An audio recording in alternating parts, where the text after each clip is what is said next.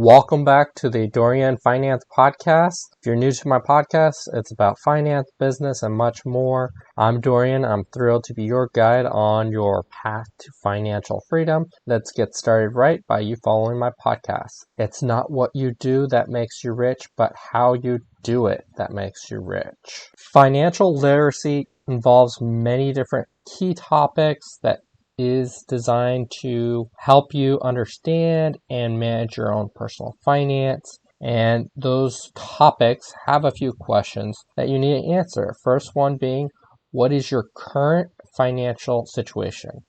Are you making more money than you're spending? Are you not making enough money to afford your bills? And then you answer the question, what are your monthly income? What is your monthly expenses? And get that down to the penny. After that, you want to learn how to find your net worth, which is you take your income minus your expenses, that's your net worth. And then you want to do budget analysis, which is you're tracking your income and your expenses to identify areas that you're spending, your habits of spending, and you adjust when needed. And then you want to set a clear financial goals, both short term, being saving for a vacation, building an emergency fund, paying off small debts, or long-term goals, including saving for retirement, buying a house, or funding your children's education. Educate yourself on key financial terms such as budgeting, savings and investing, credit and debt management, taxation, and insurance. And over those few categories, budgeting, savings, credit, taxes, and insurance, especially for me and many of the younger people, I didn't understand what credit was, what debt management was. Credit is your credit score, which there's 3 different bureaus that track your credit, and you can find your credit report using most of bank accounts have it now. It gives you a free credit report to show you what your credit score is. And managing your debts is paying the minimum payments or paying it off completely so you're not paying interest on it. Or if you want to get more advanced in debt management, that's more if you have loans that are bad with high interest, can you figure out how to get a different loan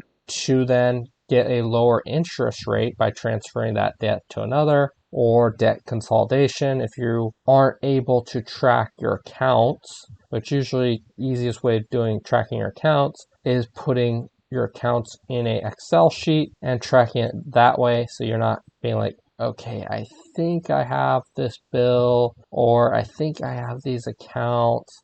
You want to know exactly which accounts you have, when the payments are due, that type of thing. And then same thing with taxation. Because I was younger, or I am young, I didn't really think much about taxation that much or your tax rate.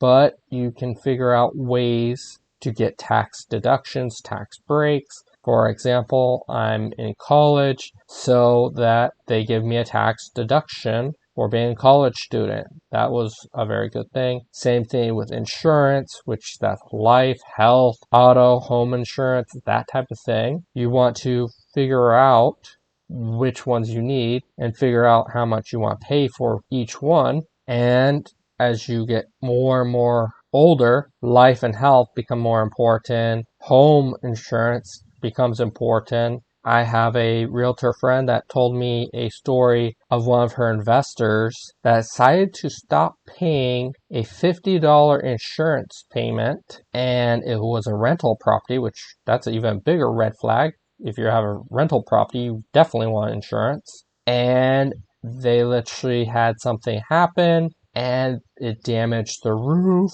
and made it become unlivable, so they couldn't have income until they fixed it. And the bill was almost $10,000.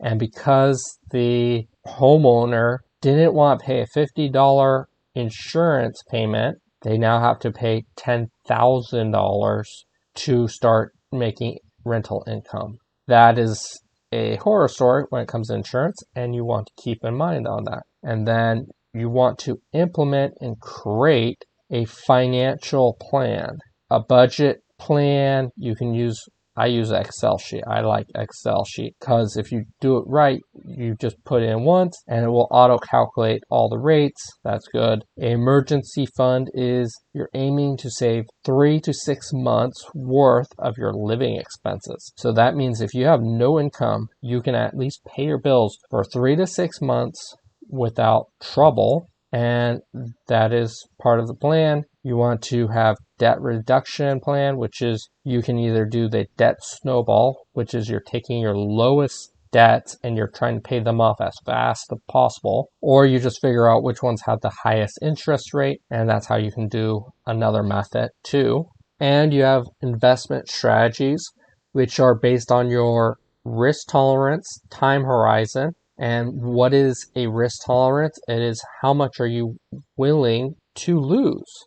For example, are you willing to potentially lose half your investment within 1 month? Or if you aren't willing for that, you might have to do different types of investments. Or if you're willing to be like, okay, let's gamble it all type of thing, maybe higher risk investments or your bet, because higher the risk, higher the reward on some cases. And then time horizon is how many years can you keep invested before you need the money, which will also have compound interest, which will help you make more money. And then you want to monitor and adjust your plan regularly. For example, if you have credit card payments, then you want to check your interest rate, and if there's other ways to lower that interest rate, that potentially just made you more money by changing up your plan quite a bit. And you can either monitor it quarterly, monthly, yearly. I recommend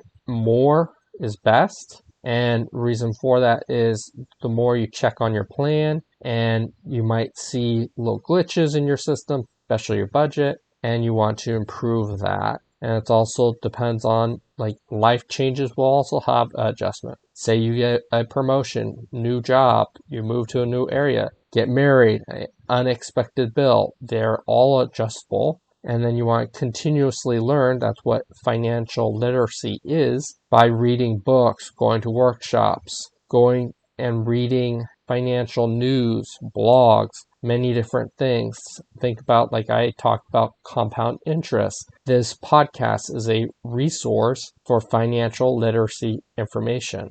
Now, a topic that a few people asked me about: budgeting for summer vacation. And first of all, you want to look at the numbers, and this will change depending on what you want to do. So what I did was look up the average cost of a summer vacation, a trip from in the States, from abroad, family, and then luxury style vacation or a couple, all of which have different price ranges. So now a domestic vacation, and I'm using America's numbers because that's what I was looking up, and it's between $500 to $1,500 per person for a week. It can change depending on how you do it. And then you have international, which could be $3,000 to $5,000 per person for a week, and that again changes depending on who you are, what you're doing. And then a family of 4 could be $2,000 to $5,000 for a week, which that was more international, or not international, domestic travel. Road trip for a family could be $700 to $1,400 for a family for 1 week. Again, depending on how you budget everything, especially, are you going to be eating at a restaurant every day, or do you have a way to cook food and just buy your food from a grocery store cheaper? Or a luxury vacation for a couple could be about $10,000 for a week. Moving on to how to save for your vacation. First of all, you want to set a budget for all of your expenses. You're trying to lower your expenses so you have extra income to set aside for this vacation. Start earlier, the better. Right now we have 68 days before the start of summer, or 9 weeks.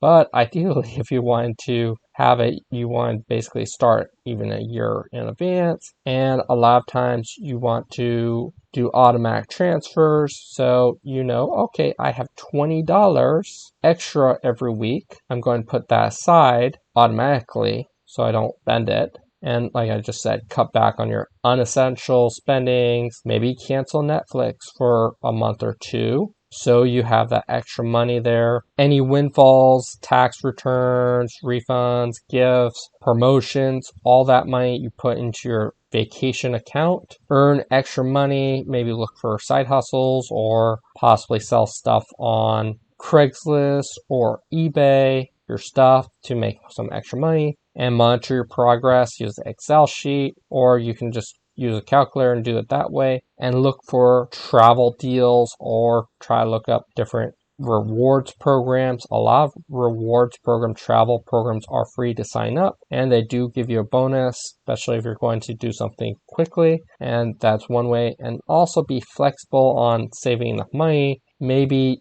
the vacation you want is a little too much out of your price range, and you want to be real into your budget so your future self doesn't have crisis because of your present self making unwise decisions and that type of thing. And I decided to use a calculator and basically put out how much money per week do you need to save for each of those vacation topics that I talked about. So ideally, you can look at the blog or look at the podcast description to see the breakdown. I'm going to repeat them. It's very boring, just say numbers, but it's how it goes. Now, for the first one, $500, it's basically $60 a week, and then $700, that's $80 a week. Over $1,000, that's $120 per week. $1,400 is about $150 per week, and it goes all the way up to, if you want to do a $10,000 vacation this summer, it's a little more than $1,000 per week you want to set aside to hit that mark, because it's 9 weeks.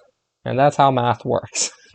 My YouTube analytics, which I haven't uploaded a video since February 8th. So my analytics for the last 28 days is 16 video views, and then a 0.1 hours was my total watch time.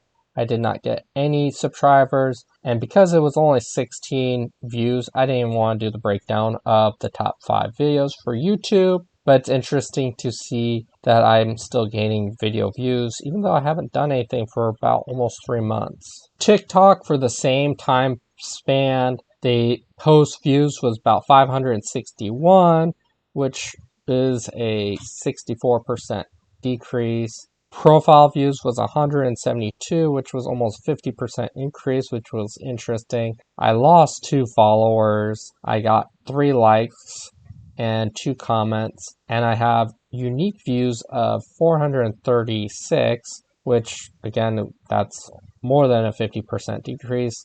Total followers 369. Please follow my podcast. Thank you for listening to the Dorian Finance Podcast.